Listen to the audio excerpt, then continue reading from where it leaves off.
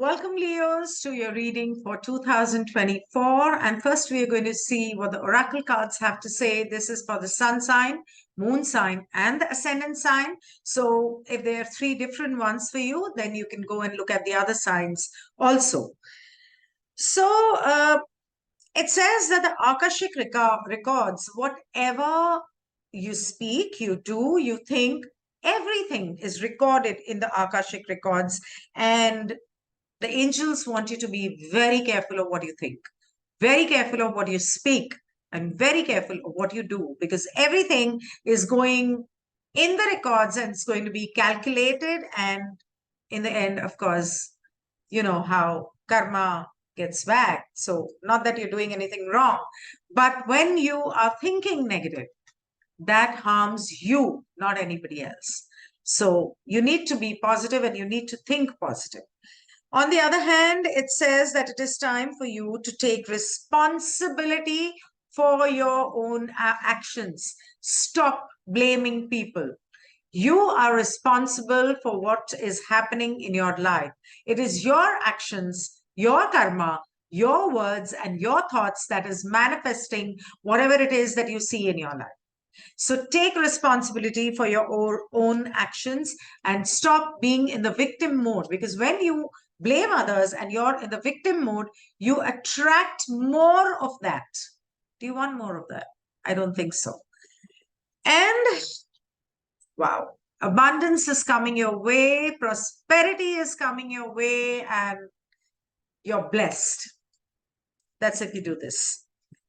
Now, coming to tarot, tarot says that you may have invested and you may be waiting for the returns. It can be physical, emotional, financial, materialistic, in every manner, but everything takes time. You put a seed in the ground, the tree will give you fruits maybe after 2 years. So everything takes time. Have patience and things will be good. Have faith more than patience. I mean, patience, yes, but even faith. In February, so there will be certain people in your life in January who may need your help. Reach out to them and help them in whatever way you can. This is what you can do if you wish to. In February, of course, the work load is so much that you may not be able to handle it on your own. So learn to delegate work to others, share your work with others, tell them to not just sit there and reap rewards, but even help with the work.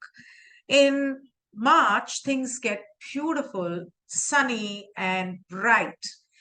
Like I said, a lot of good news is coming your way.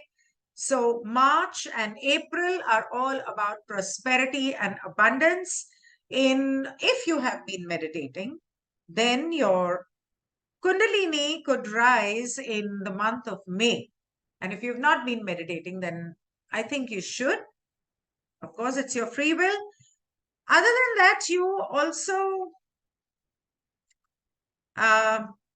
will be victorious on the issues that you have not been able to tackle about your own self, not about anybody else, about your own self, the issues that you have within. So that basically means that you would do some shadow work and you will be victorious. In June, you may get married. I think so. I think you may get married if you're not married. And if you are married already, then maybe there are certain addictions that you may take on and that you shouldn't. It could also mean an extramarital affair. So you need to be a little careful about that if you do not want to ruin your marriage. If you are a very controlling person, then you need to let those reins go a little loose and give everybody the freedom of choice, because after all, it's free will. Everybody has the right to free will. In July, you're obviously not happy with a few things and you would want to turn your self away from certain people in certain situations, and your anger will know no bounds. But